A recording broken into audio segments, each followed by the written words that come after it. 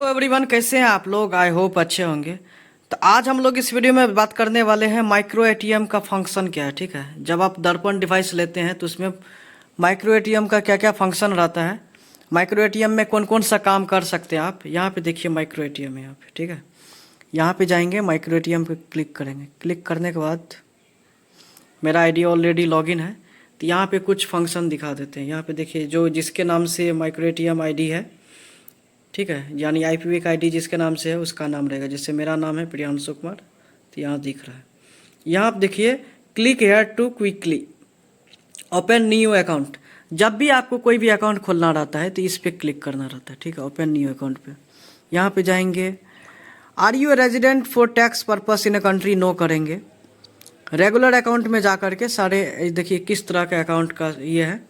Regular saving account है, saving account for DOP staff, pension saving account, scholarship saving account, NREGA saving account, SBRPM. तो जिस तरह का आप अकाउंट खोलना चाहते हो तो यहाँ पे आप अकाउंट खोल सकते हैं। उसके बाद बैक कर देंगे। उसके बाद हम यहाँ पे बैक करेंगे। ठीक है,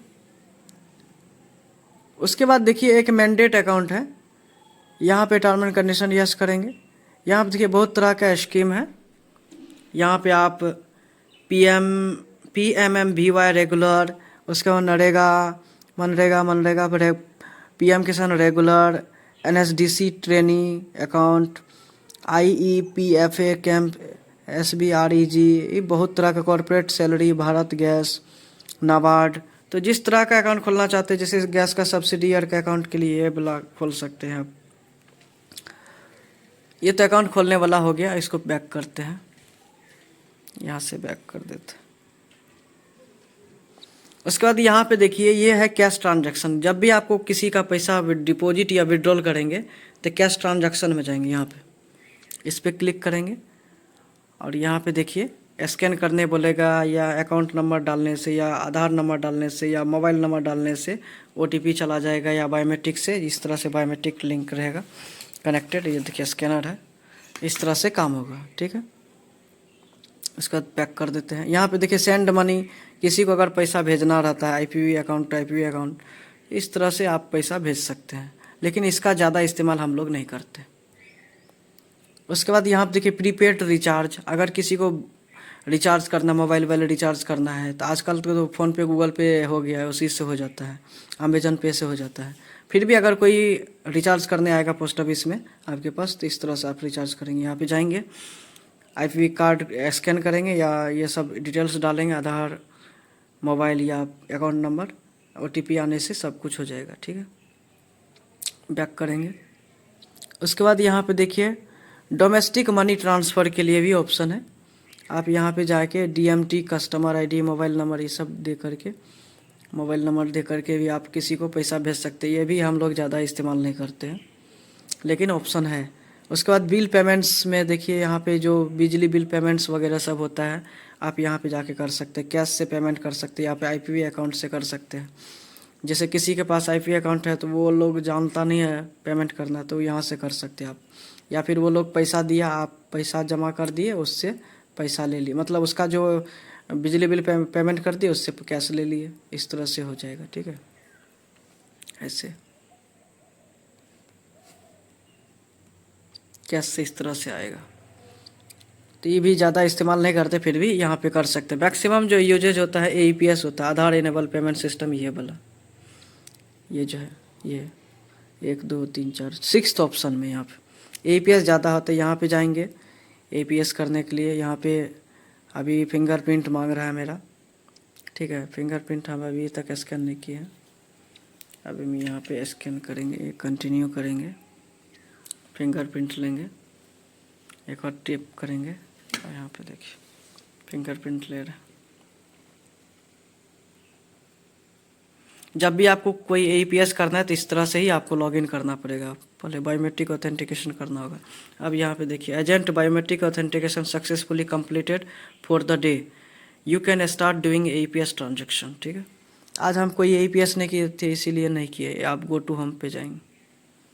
मैक्सिमम जो काम होगा AEPS का ही होता है, ठीक है। उसके बाद यहाँ पे देखिए बैलेंस इंक्वायरी, अगर किसी का पैसा कितना आया है नहीं आया कैसे पता करें, तो आप यहाँ पे जा कर के वही अकाउंट नंबर डाल के या फिर आधार नंबर डाल के या मोबाइल नंबर डाल के OTP भेज के या फिर बायोमेट्रिक ले करके कर सकते हैं, ठीक है। यहाँ पे बैलेंस इंक्वायरी। यहाँ पे देखिए इंश्योरेंस भी आप कर सकते हैं, ये जो PMJJBY सब जो रहता है प्रधानमंत्री जीवन सुरक्षा योजना, इस सब का भी इंश्योरेंस ही आप यहाँ पे कर सकते हैं। इसका भी ज़्यादा इस्तेमाल हम लोग नहीं करते।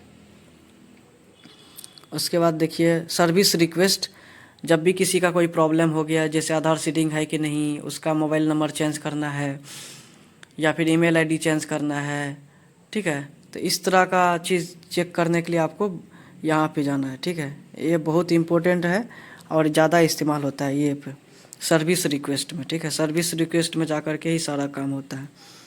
उसके बाद माई टास्क का कोई काम ही नहीं है, उतना इस्तेमाल नहीं करते हैं, ठीक है, कोई टास्क असाइन ही नहीं किया। उसके बाद याद कि माई लिमिट्स पे जाएंगे, इसका भी कोई ज़्यादा इस्तेमाल नहीं होता। यहाँ पे देखिए माई लिमिट्स क्या करके रखा गया है, 28,300 डिपॉजिट हो सकता है, 96,700 विड्रॉल हो सकता है।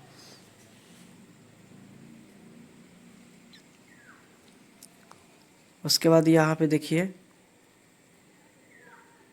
कैश कलेक्शन में जाएंगे, कौन सा सर्विस का कैश कलेक्शन, जैसे ये सब जो है ये फाइनेंस करने के लिए, ये सब भी ज़्यादा हम लोग इस्तेमाल नहीं करते हैं, ठीक है।